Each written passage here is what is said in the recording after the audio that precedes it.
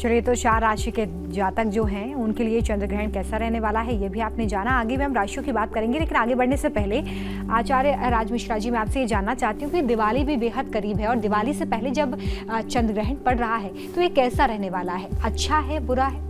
देखिए रोमिता जी, ऐसा होता है कि जनरली दिवाली पर चंद्र ग्रहण का एक अगर ऊपरी तौर पर देखा जाए तो कोई इम्पैक्ट नहीं है जी। लेकिन सच्चाई ये है कि चंद्र ग्रहण मेष राशि में घटित हो रहा है और अश्विन नक्षत्र के अंतर्गत घटित हो रहा है।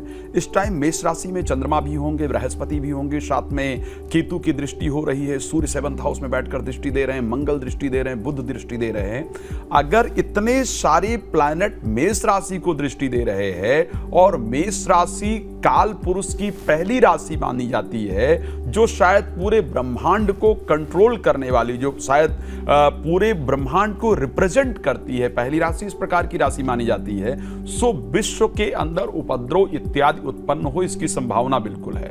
और आप जानते हैं कि अगर कुछ भी होता है डायरेक्टली, हाँ इंपैक्ट नहीं पड़ रहा है, लेकिन विश्व में अगर कुछ भी घटित होता है तो उसका प्रभाव पड़ता है। और दीपावली का समय, क्योंकि हर आदमी गोल्ड खरीदना चाहता है, हर आदमी कुछ न कुछ खरीदता है, हर आदमी एक दूसरे को गिफ्ट आदान प्रदान करता है, एक खुशियों का माहौल होता है।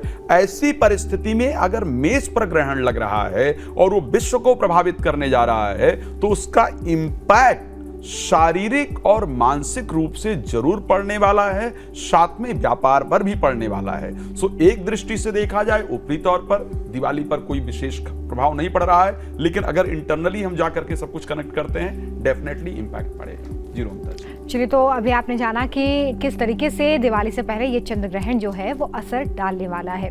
आगे राज मिश्रा जी, मैं आपसे यही जानना चाहूंगी कि जो और 4 राशि के जातक हैं, जिनमें हम सिंह की बात करते हैं, तुला राशि की बात करते हैं, तो इन जातकों के लिए ये चंद्र ग्रहण कैसा रहेगा? देखिए ऐसा रोमिता जी, क्योंकि सिंह राशि जो है वो मेष राशि से पंचम भाव की राशि जाकर के पड़ रही है। अब पंचम भाव क्योंकि ब्रेन है, पंचम भाव संतान है, पंचम भाव विद्या है, और पंचम भाव में जो राशि ग्रहण से पड़ती है उसके लिए अच्छा इफेक्ट नहीं होता है। सो ऐसे कंडीशन में स्पेशली सिंह राशि के लिए एक तो मानसिक अशांति देने वाला होगा, इसमें कोई दिक्कत, कोई दो राय नहीं है। संतान को कष्ट उत्पन्न कराने वाला होगा, साथ में जो लोग एजुकेशन इत्यादि कर रहे हैं, जो विद्या अध्ययन इत्यादि कर रहे हैं, वहां पर प्रॉब्लम होगी, मित्रों से भी संबंध खराब होंगे। बट हाँ एक चीज ध्यान रखिएगा, शेयर मार्केट में इससे आपको लाभ भी होगा। जो लोग शेयर मार्केट से रिलेटेड कार्य करते हैं या लोन इत्यादि आपका अटका हुआ है उसके लिए प्रयास कर रहे हैं, तो यहां आपको लाभ भी होने वाला है। आप क्या करेंगे इस समय पर, स्पेशली मैं सिंह के लिए ही एक बता रहा हूं, आप इस टाइम पर अपने आप को मेंटली परमात्मा से कनेक्ट करने का प्रयास करेंगे, गायत्री इत्यादि जप करेंगे, जो भी आपको मंत्र अच्छा लगता है। कोई मंत्र नहीं अच्छा लगता है तो नेत्र बंद करके सिर्फ अपने आप को एकाग्रचित कीजिए, ताकि जो मेंटली इसका इंपैक्ट हो सकता है वो आपके ऊपर ना पड़े, बेहतर रहे। कन्या राशि के पास चलते हैं। कन्या राशि के लिए एक तो साधारण लाभ होने वाला है, इस राशि में आपको लाभ नजर आ रहा है। साथ में हाँ स्वास्थ्य पर बुरा प्रभाव पड़े और अनावश्यक शत्रु परेशान करें, इसका संयोग है, तो किससे उलझने का प्रयास नहीं करना है, बाहर का खाना इत्यादि नहीं खाना है, स्वास्थ्य पर ध्यान रखना है, बेहतर होगा। बट आपको साथ में लाभ भी प्राप्त होगा और किसी कंपटीशन में भाग लेने जा रहे हैं तो सफलता भी मिलेगी। अब चलते हैं हम लोग तुला राशि पर। तुला राशि के लिए ग्रहण जीवन साथी से मनमुटाव कराने वाला है, नया व्यापार प्रारंभ कराएगा, इसको ध्यान रखिएगा, लेकिन साथ में जीवन साथी से मनमुटाव कराए और उनके लिए बहुत सावधानी की आवश्यकता है। जिनका अभी विवाह इत्यादि तय हुआ है या जिनका रिश्ता इत्यादि तय हुआ है उसको तोड़ने का काम कर सकता है। दोनों के अंदर या दोनों परिवार के अंदर असमंजस्य का माहौल होगा, तो इस प्रकार की परिस्थितियां हो सकती है। वृश्चिक राशि अष्टम में पड़ रही है, आपको वाहन सावधानी से चलाना है। दुर्घटना का संयोग इस प्रकार की परिस्थिति बनता है, पर अचानक धन लाभ का भी योग बनेगा और उसके साथ नेगेटिव एनर्जी, डिप्रेशन या अशांति जैसी परिस्थितियां बन सकती हैं। आपको भगवान शिव की आराधना, श्री शिवाय नमस्तुभ्यम, इस मंत्र का श्रद्धा पूर्वक स्मरण करेंगे, बेहतर रहेगा। तो रोमिता जी ऐसा होगा 4 राशि का प्रभाव। चलिए, तो अभी आपने जाना कि अगर आप इन राशि के जातक हैं तो क्या उपाय आपको करना है ताकि ग्रहण का जो भी असर है वो आप पर कम हो सके। आचार्य संजीव अग्निहोत्री जी, क्योंकि इस साल का आखिरी चंद्र ग्रहण है, तो आपके हिसाब से ये शुभ होने वाला है, अशुभ होने वाला है? देखिए, ग्रहण तो वैसे कभी शुभ होता नहीं है, क्योंकि ग्रहण ही है। ग्रहण माने ग्रसण। अभिधावित वैरधि भागवत में लिखा है, देश का सर्वोच्च ग्रंथ, उसमें लिखा है राहु जब इन पर ग्रहण करता है, माने ग्रसता है, तब जाकर ये ग्रहण पड़ता है। क्योंकि सूर्य चंद्रमा के कहने से ही और राहु जो था उसका नाम था ओरिजिनल जो है स्वरभानु नाम का दैत्य। तो स्वरभानु की गर्दन काटी गई सूर्य चंद्रमा के कहने से, इसलिए अपिधावत वैरधि इनके ऊपर अपना बैर निकालने के लिए, और ये राहु ग्रसण करता है तब सूर्य और चंद्रमा को जब ग्रसण करता है तब हमारे देश में सूर्य और चंद्र ग्रहण पड़ता है। तो यहाँ पर सूर्य ग्रहण चंद्र ग्रहण जो पड़ रहा है, तो ग्रहण क्योंकि इसलिए बहुत अच्छा नहीं माना जाता, ग्रहण माने ग्रसण करना, कष्ट होना, तो चंद्रमा थोड़ा कष्टकारक है। तो चंद्रमा के लिए जितना भी हम लोग भजन करते हैं, पूजन करते हैं, बड़े बड़े ऋषि मुनि, तो उनको बड़ा शक्ति प्राप्त होती है, तो इसलिए ग्रहण को अच्छा नहीं मानते। लेकिन अब क्योंकि राशियों पर जो ग्रहण पड़ रहा है तो इनका अलग अलग भाव है। आचार्य संजीव अग्निहोत्री जी, कई बार हमने ये सुना है कि ग्रहण के दौरान आपको बहुत सारी चीज़ें नहीं करनी चाहिए, बहुत सारी चीज़ें वर्जित होती हैं ग्रहण के दौरान। तो आप हमारे दर्शकों को ज़रा सरलता से बताइए कि वो ग्रहण के दौरान क्या करें और क्या बिल्कुल ना करें। देखिए, ग्रहण में एक तो सूतक काल जब प्रारंभ होता है 28 तारीख को शाम को 4:05 से सूतक काल प्रारंभ होगा। इस समय किसी को भी भोजन आदि नहीं करना चाहिए। जो ठीक ठाक लोग हैं, जैसे बीमार हैं या बहुत छोटे बच्चे हैं या बहुत असाध्य रोगी हैं, उनको तो छूट है, और जो गर्भवती माताएं बहनें उनके लिए भी छूट है, क्योंकि उनके साथ में एक बहुत छोटा शिशु उनके उदरस्त होता है, तो वो लोग ले सकते हैं। लेकिन ग्रहण काल में उनको भी कुछ नहीं लेना चाहिए। और इस समय जो गर्भवती माताएं बहनें हैं उनको बहुत सावधानी रखनी चाहिए।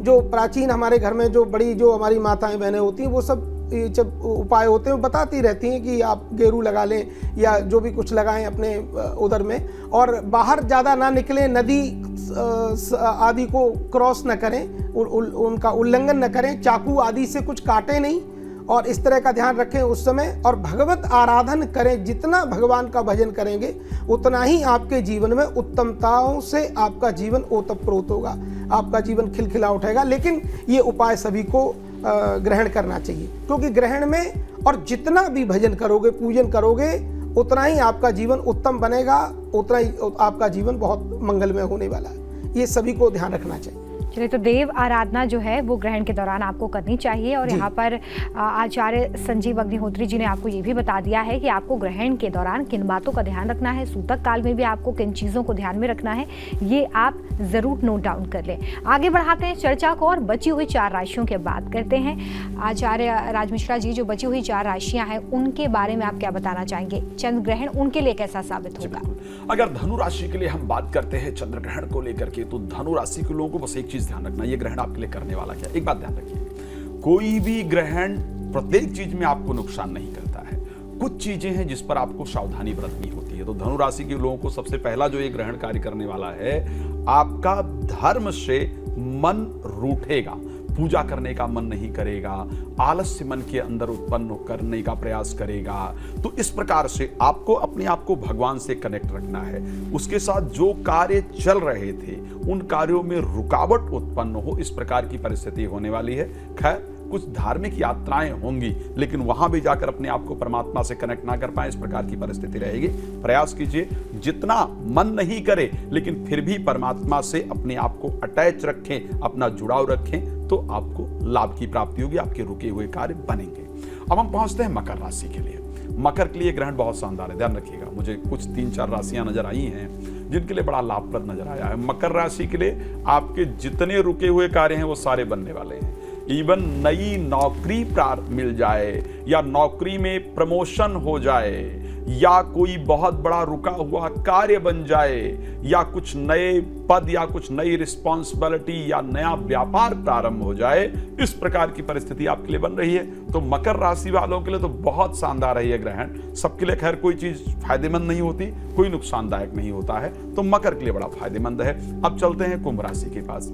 कुंभ राशि के लिए भी यह ग्रहण शानदार है। कुंभ राशि ग्रहण से 11वें भाव में पड़ने वाली राशि है।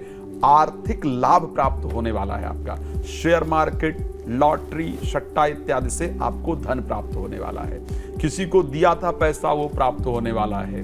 अगर आप कर्ज इत्यादि प्राप्त करने का प्रयास कर रहे थे तो वो प्राप्त होने वाला है। लोन लिया था, कर्ज लिया था, उतर नहीं रहा था, तो कर्ज आपका उतरने वाला है। साथ में संतान को लेकर के खुशखबरी प्राप्त हो, इस प्रकार की परिस्थितियां कुंभ के साथ होने वाली, तो शानदार है कुंभ के लिए भी। बात करते हैं मीन राशि को लेकर के।